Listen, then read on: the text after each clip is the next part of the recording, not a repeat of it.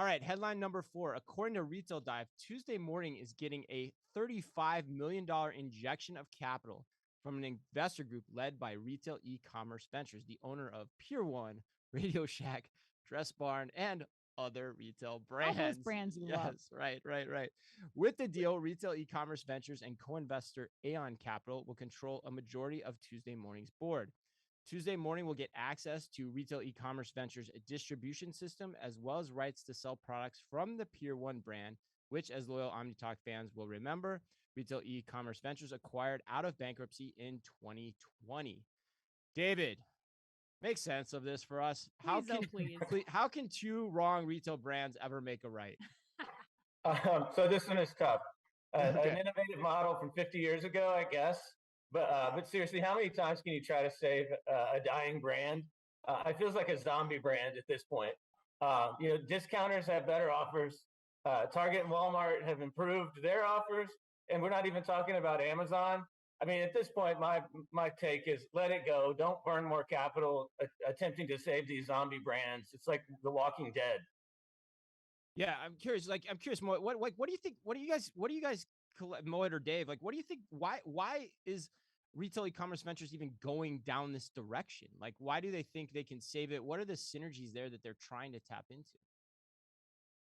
I mean, the way I think about it is, especially like if you look at the off-price model, right, it has come a long way in the last 5 decades. But one has to remember in the last recession, we saw both luxury and off-price grow 4 to 5x versus broader retail.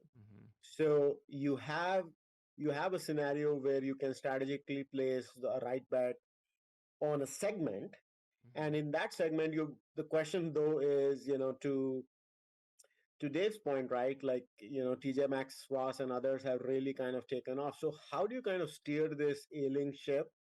And to me, the question is, has the ship really sunk to the point where it is point of no return? I think time will only tell whether, they can kind of bring it out. But this is a confusing one, right? Like, it's difficult to kind of really take a brand which has lost its way quite significantly and bring it back. So we can wait and watch. But if I was a betting man, I think this is at a point of no return. Yeah, the merchant in me too has questions about the pricing differences between these two brands too. But Anne, I'm curious, can you make sense of this? No, I cannot. So the only thing I could think of, like one of these things is not like the other. When you look at Tuesday Morning and all of the other brands that Retail E-Commerce Ventures has purchased, Tuesday Morning is the only one that still has stores. Right. From what I can ascertain, like there may be a couple of others in there, but all the other brands, Pier 1, Dress Barn, like those stores are shut down. Right. So could they be injecting this $35 million investment in something with the physical locations? Like, could they eventually be taking it and making it this like hodgepodge of all the brands where it's like a return center or discounting center? Like, I don't know. That's like the only thing I could think of as I was researching the story. That's where I went to. It's like a risk-free way to try to get physical distribution for your brands, because I mean, essentially you're making a loan, so you're going to get, in theory, get that paid back. But I agree with you. It seems like a little bit of a Hail Mary for me in terms of Pier 1 and what they did with Pier 1, because the other thing I don't get, and I brought this up a minute ago, is like Pier 1's prices were always pretty damn expensive in the home furnishings place. Now you're going to just suddenly put them into Tuesday Morning. How disjointed is that? How does the economics of that even work? Because you can't bring them down to that level. And the world, to your point, I think, David, you mentioned it. We don't need more cheap furniture products available out in the world in any way, shape, or form. So I guess net, none of us can wrap our heads around this. Is that what I'm hearing from all of us? Yeah. Mohit, there's no transformation story here.